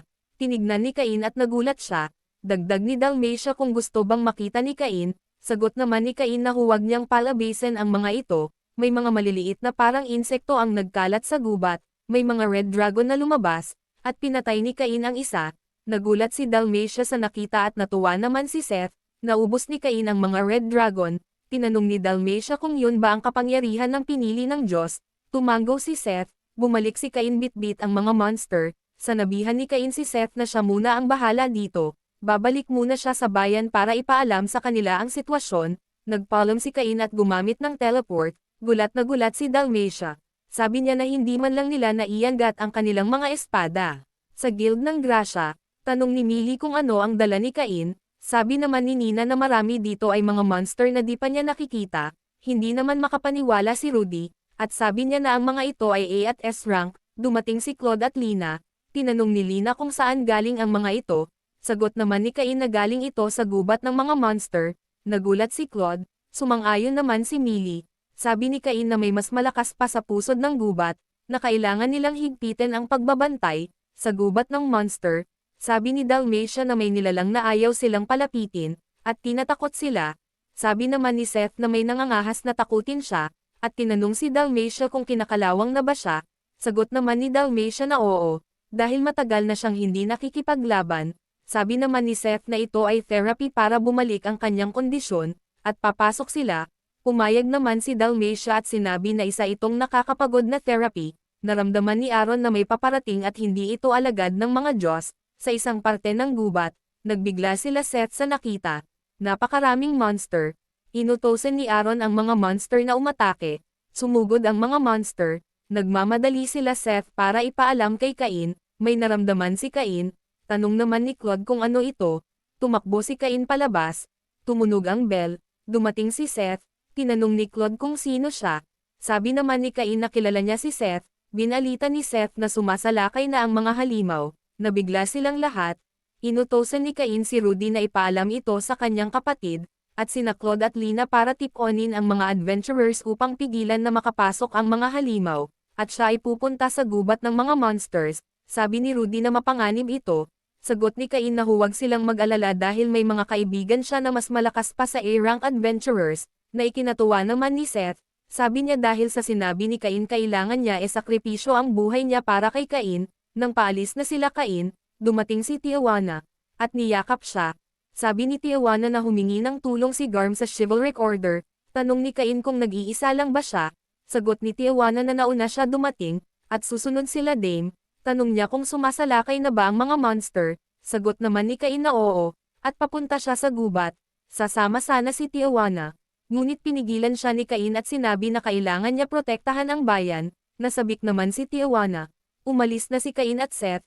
Tinanong ni Seth si Cain kung bakit tumatakbo sila, at kung wala ba siyang move magic. Sagot naman niya kaunti lang ang mayroon ng move magic, at kailangan nilang mag-ingat na hindi malaman ng ibang tao.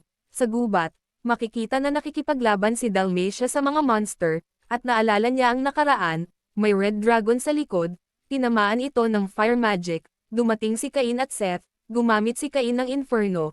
Sabi ni Cain na malapit ang nilalang na hinahanap nila. Naramdaman ni Aaron si Cain, at sabi niya nagsimula na ang laro. Sa pagpapatuloy, nasa gubat si Cain kasama si Dalmatia at Seth. Sabi ni Seth na siya na ang bahala dito, at puntahan na ni Cain ang pinuno. Tanong ni Cain kung okay lang ba na iwanan sila. Sagot naman ni Seth na magsusuman siya ng mga kasama niya. Tanong niya na okay lang bang medyo mabawasan ang gubat. Sagot naman ni Cain na basta konti lang. Dagdag ni Cain na huwag siyang samobra. Sabi naman ni Seth na dapat siya ang magsasabi kay Cain nito. Tumawa si Cain, at umalis na si Cain. Lumilikas ang mga taong bayan, at nagbabantay si Tijuana sa labas, at nag-aabang ang mga adventurers. Gumamit ng search si Nina. Nakita niya na dumami ang halimaw na parating. Sabi ni Millie na pupunta siya sa gubat. Tanong ni Claude kung ano ba ang sinasabi niya. Sagot ni Millie na kahit gaano kalakas si Cain, hindi nila alam kung gaano karami ang mga halimaw. At gusto niyang kumilos sa paraang dapat gawin ng isang guro. Natuwa naman si Nina at sinabi na sasama siya. Sabi ni Claude na dahil dito kailangan niya tuloy pumunta, at tinanong si Lina. Binatukan siya ni Lina at tinawag na slowpoke. Umalis na silang apat. Sabi ni Claude na sasalubungin nila ang mga halimaw. Maraming pagsabog ang nagaganap sa gubat. Nagsummon si Seth ng mga kasama ang 4 Heavenly Kings, at nakita nila na napakaraming halimaw. sabi ni Seth na humingi ng tulong ang kanyang kaibigan. Nagulat sila. Tanong ng isa kung gaano kagaling ang kaibigan na ito para makarequest sa kanya. Dumating si Dalmatia. Sabi niya na masaya siyang nakita sila ulit. Tinawag nilang Lord si Dalmatia at tinanong kung ano ang ginagawa niya doon. Sagot niya na pinakiusapan din siya ng kaibigan ni Seth, kung sino ang nakipag-contract sa kanya. Nagulat ang apat na may nakagawang makipag-contract kay Seth. Tinanong nila kung sino ang taong ito. Sagot ni Dalmatia na siya ang dakilang demigod, ang pinili ng mga Diyos. Nagulat ulit silang apat. Sabi naman ni Seth na ipapaliwanag niya lahat mamaya. Sabi niya na inutosan siya na protektahan ang lugar na ito, at sumugod na sila. Patungo si Cain kung saan naroon si Aaron, at pinapatay niya ang mga halimaw na nasasalubong niya. Gumamit siya ng inferno, may tumira kay Cain. Lumabas ang dragon na sinaniban ni Aaron. Nabigla si Cain. Tinanong ni Cain na siya ang nag-utos ng pagsalakay ng mga halimaw, at tinawag niya si Aaron ang God of Amusement. Sabi ni Aaron na sa kasamaang palad, bahagi lang niya ang nabuhay. Nagalit siya dahil kinailangan niyang manghiram ng katawan ng Black Dragon. Nagsummon pa ng maraming halimaw si Aaron. Pinapatigil siya ni Cain, ngunit hindi siya nakikinig. Sabi naman ni Aaron, ito ay isang laro upang makita kung ang lahat ng tao ay lalamunan ng mga halimaw, at nagpatuloy si Aaron na mag-summon ng mga halimaw. Dagdag niya na gaano katagal kayang magtagal ang iyong mga kaibigan. Tumatawa si Aaron, at patuloy pa rin siyang nagsusuman ng mga halimaw. Sa kabilang bahagi ng gubat, nilalabanan ng 4 Heavenly Kings ang mga halimaw, at nakita ni Claude ito. Sabi niya na may mga taong lumulutang, hindi naman naniwala si Lina sa kanya at binatukan lang siya. Tinuro niya kung saan niya nakita ang mga ito. Nakita nila Lina, Nina at Millie ang mga tao. Tanong ni Millie kung kasamahan ba nila ang mga ito. Sabi naman ni Nina na baka mga kaibigan ito ni Cain, at sinang-ayon na naman nilang lahat. Sabi ng isa sa kasamahan ni Seth na napakarami ng halimaw. Sabi naman ni Seth na kailangan nilang patayin ang mga halimaw na kaya nila, at ang mga tao na ang bahala sa iba. Gumamit ng search si Nina. Nakita niyang maraming halimaw ang papalapit. Sabi ni Lina na uumpisahan na nila ang incantation ng magic, at sumugod sila Claude at Millie. Nilabanan nila ang mga halimaw. Sa lugar kung nasaan si Cain, nagagalit si Aaron, dahil nakikita niya ang mga mata ni Cain na katulad ng mga mata ng nagsil sa kanya. Sabi ni Cain na yun ay ang kanyang mga magulang. Sabi ni Aaron na hihintayin sana niyang magdusa si Cain, ngunit ng iba ang isip niya at kailangan ng mamatay ni Cain. Tumira si Aaron, umilag si Cain at tinamaan ang mga halimaw at namatay ang mga ito. Tumira ulit si Aaron, at umilag na naman si Cain, at gumamit siya ng inferno. Tinamaan naman si Aaron, ngunit hindi napuruhan si Aaron. Sabi ni Aaron na kahit bahagi lang niya ang nabuhay hindi parent siya tatablan ng ganong magic. Sabi naman ni Cain na kailangan niya ng malakas pa na magic, ngunit hindi siya binigyan ng pagkakataon ni Aaron. Sa kabilang bahagi, gumamit ng air cutter si Nina, at si Lina ay gumamit ng ice blizzard. Nilalabanan nilang apat ang mga halimaw. Tanong ni Millie kung hanggang kailan ito magpapatuloy. Sagot naman ni Claude na hindi niya alam, pero pagkatapos nito ay siguradong makakainom sila ng napakasarap na alak. Pinalo ni Lina si Claude, at sabi niya na papayagan niya si Claude sa pagkakataong ito. Hindi na sila makapaghintay na makainuman si Cain. Sa bahagi ni Cain, hinahabol ni Aaron si Cain. Tanong ni Aaron kung hanggang kailan kayang panatilihin iyon ni Cain. Tinawag ni Cain si Hako at Jin. Umatake silang dalawa, at natumba si Aaron. Umatake si Aaron, at umilag sila Hako at Jin. Ginamit ni Aaron ang buntot ng dragon at tinamaan silang dalawa. Gumamit si Aaron ng fireball. Sa gubat, nilalabanan pa rin nila ang mga halimaw. Tanong ulit ni Millie kung hanggang kailan ito magpapatuloy. Sabi ni Nina wala na siyang magic at hindi na siya makagalaw. Tinawag ni Lina si Claude. Sabi ni Millie na umatras na sila. Nahihirapan na silang apat. Nang dumating si Tijuana para tulungan sila, nagpasalamat si Tijuana dahil hinarang nila ang mga halimaw. Sabi ni Tijuana maayos na ang defenses ng bayan, kaya puprotektahan na naman niya ang frontline. Sabi naman ni Claude na sasamahan niya si Tijuana. Sa bahagi ni Cain, tinamaan sila Hako at Jin. Sinabihan ni Aaron sila na huwag maging maangas, at tumira ulit. Hinarang ni Cain ang tira ni Aaron. Sabi ni Aaron na nakakainis ang ginagawa nila. Sagot naman ni Cain na kailangan mong protektahan ang mga taong mahal mo at malapit sa'yo. Pinatahimik ni Aaron si Cain, at tinawag siya na aso ng mga Diyos. Sabi naman ni Cain na walang kinalaman ang mga Diyos dito. Gustong lang niyang makita ang lahat ng taong malapit sa kanya na nakangiti. Gumamit si Cain ng overload. Naalala ni Aaron ang liwanag, kapareho ng liwanag noong nasil siya, sumigaw si Cain ng Saint Sanctuary at tumira, sinalubong ni Aaron ng fire breath ang skill ni Cain, sabay silang sumigaw, at may malaking liwanag ang makikita sa gubat, nabigla silang lahat. Sabi ni Cain na puprotektahan niya ang mga ngiti ng mga tao, at humingi siya ng lakas sa kanyang magulang, kinagat ni Hako at Jin ang paa ni Cain, tanong ni Cain kung ano ito, at medyo busy pa siya, dumating si Seth at Dalmatia. Sabi pa ni Seth na kakilakilabot, na sinang-ayon na naman ni Dalmatia, ganyan na pumunta sila para makita kung ano ang nangyari, at tinanong ni Seth si Cain kung kailangan ba talagang ganito, at makikita na nawasak ang gubat at may butas sa bundok sa malayo.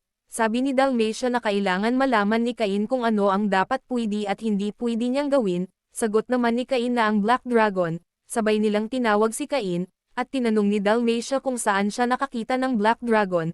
Hindi makasagot si Cain, tanong ni Cain kung napigilan ba nila ang pagsalakay ng mga halimaw, tumanggaw silang dalawa, makikita na bumalik ang mga halimaw patungo sa gubat, at naligtas ang bayan at ang mga tao, natuwa silang lahat, tumatakbo si Cain, at tinawag siya ni Claude, at sinalubong nila si Cain ng yakap, sabi ni Cain sa sarili na naprotektahan niya ang kanilang mga ngiti, at sa mundong ito ay kaya niyang protektahan silang lahat, sa malayo nakangiti si Seth, at sabi ni Dalmatia na kahanga-hanga ang pinili at ipinadala ng mga Diyos, sumang-ayon naman si Seth at umalis silang dalawa.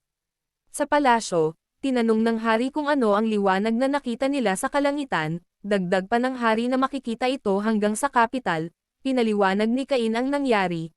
Tumatawa si Duke Eric, at sabi ni Magna na ang iba ay napagkamalan itong senyales na bumaba ang mga Diyos, humingi ng tawad si Cain at sabi niya na hindi kaya ng intermediate magic, kaya gumamit siya ng Emperor-level magic.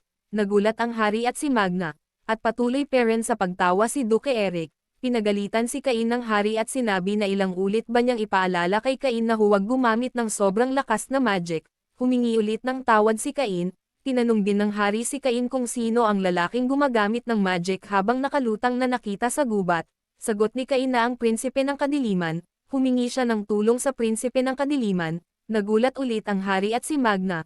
Sabi ng hari na pagod na siya, at papakasalan naman ni Cain si Telestia. At tinanong si Magna kung pwede ba niyang ibigay na kay Cain ang trono, sabay na sumagot si Duke Eric at Magna na hindi pwede. Sabi ng hari na dapat may ibigay siya kay Cain, minungkahi naman ni Magna na bigyan siya ng domain, pumayag ang hari at sinabi na bilang gantimpala at para sa kinabukasan ni Telestia ay bibigyan siya ng domain. Opisyal na binigay ng hari ang domain ng Dorenthal kay Cain, at na-promote siya bilang Viscount, at ang magiging pangalan niya ay Cain von Silford Dorenthal, at pagsisilbihan niya ang kaharian, tinanggap ni Cain ang pinagkaloob sa kanya, nagulat sila Tiawana, Dame at Garm, sabi ni Garm na bakit Dorenthal pa, niyakap ni Tiawana si Cain, tinanong ni Cain kung anong problema, sagot naman ni Tiawana na marami ng noble ang pinadala para mamahala doon, ngunit lahat ng ito ay tumakas lang, sabi naman ni Telestia na nakapalupit nito, at kakausapin niya ang hari, ngunit pinigilan siya ni Cain, at sabi ni Cain na nasa sabik siya, dahil makakatayo siya ng bagong bayan, isang bayan kung saan nakakangiti ang lahat, natuwa naman sila Silk, Tiawana at Telestia, dagdag pa niya na sabay nilang bubuuan ito, pumayag naman silang tatlo, dagdag nilang lahat na huwag sabraan ni Cain, at nagtawanan sila, at papunta na sila sa Dorenthal. Sa Dorenthal, nagulat ang isang knight nang makita na A-rank si Cain, at ni-welcome siya, sa palasyo, tinanong ng hari kung ano ang nangyari kay Cain, sagot naman ng isang knight na pagdating ni Cain sa Dorenthal ay sinalakay siya ng guild at sinabi na ito ay welcome party, ngunit natalo ni Cain ang mga adventurers doon gamit ang fireball, at nasira ng husto ang arena. Nagulat ang hari at si Magna. Tumawa naman si Duke Eric, dagdag pa ng knight na sa isang bar sa Dorenthal, may sinipa na beast folk ang mga adventurer dahil matagal niyang dinala ang kanilang alak.